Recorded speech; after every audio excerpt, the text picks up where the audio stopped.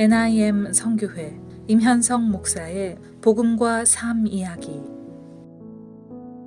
여러분이 찬양을 아십니까?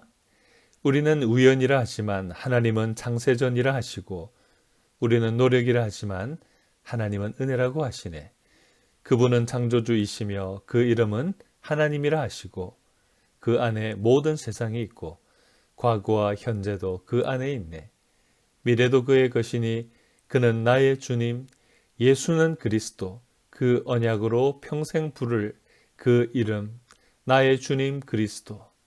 영광을 받으시옵소서, 영광을 받으시옵소서, 영광을 받으시옵소서, 최고의 영광을 받으시옵소서. 사람들은 우연히 일어난 일이라고 생각하지만 믿음의 사람들에게는 하나님의 섭리 가운데 이루어진 것을 볼 수 있어야 됩니다. 물론 더 중요한 것은 모든 일에서 하나님께 영광을 돌리고자 하는 우리의 겸손한 태도일 것입니다. 하나님의 섭리 가운데 감사하고 그것을 신뢰하는 마음을 가질 때 하나님은 우리를 정말로 은혜 안에 붙잡아 주시는 것을 우리는 고백하게 됩니다. 이스라엘의 첫 번째 왕이 될 사울이 어떻게 사무엘 선지자를 만나게 되는지 그 과정을 사무엘상 9장 전체에 보여주고 있습니다. 사울은 아버지의 잃어버린 암나기들을 찾다가 돌아가려고 했습니다. 그런데 함께 온 사환의 제안으로 사무엘에게 찾아가다가 사무엘을 우연히 만나게 됩니다. 그렇습니다. 우연처럼 일어난 일 같지만 하나님께서는 이미 사무엘에게 그 만남이 일어날 것을 알려주시고 사울을 왕으로 세울 준비를 하게 하십니다. 하나님의 사랑의 마음이 얼마나 크고 놀라운 것을 우리는 여기에서도 발견하게 됩니다.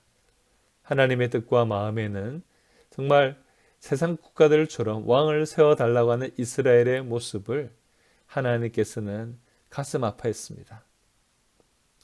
하나님께서는 그럼에도 불구하고 이스라엘 백성들이 괴롭힘을 당하던 블레셋에서 구원해 주는 일에 사울을 왕으로 세워서 이 일을 감당하게 하시려고 했습니다. 그런데 이 과정 속에서 사울의 모습을 보면 참 겸손한 태도를 보입니다. 사무엘 선지자는 자신과 집안을 높게 인정해 주는데도 불구하고 사울은 자신을 이스라엘 지파 중에서 가장 작은 베냐민 지파이고 그의 가족도 베냐민 지파에서 가장 미약하다고 말합니다. 사무엘 선지자도 이런 사울의 태도 때문에 기뻐하면서 함께 식사하고 교제합니다. 베드로전서 5장 6절 말씀에는 이렇게 겸손의 중요성을 말하고 있습니다. 그러므로 하나님의 능하신 손 아래서 겸손하라. 때가 되면 너희를 높이시리라. 아멘. 이 말씀이 바로 구약의 사울에게 이루어졌던 것입니다. 하나님께서는 우리가 부족함에도 불구하고 겸손한 마음과 순종의 태도가 있으면 우리를 붙잡아 주시고 하나님께서 널럽게 우리를 사용해 주신다는 것을 우리는 발견하게 됩니다. 그러나 이 모든 과정 속에 마귀는 우리를 넘어뜨리려고 합니다. 끊임없이 우리의 옛자와 죄성을 자극하는 것을 우리는 주의해야 될 것입니다.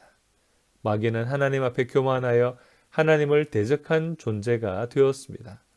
교만한 마음은 하나님과 멀어지게 만듭니다.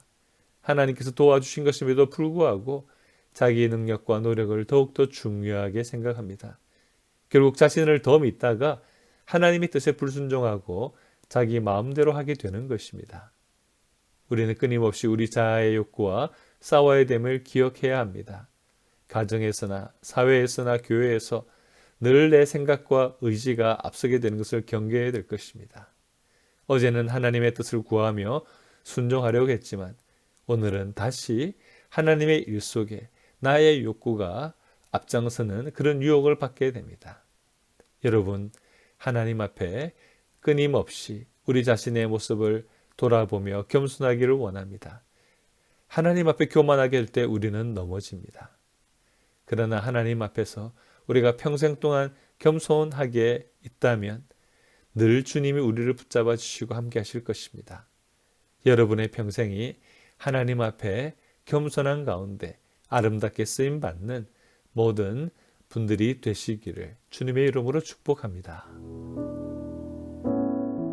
지금까지 NIM 선교회 임현성 목사의 복음과 삶 이야기였습니다.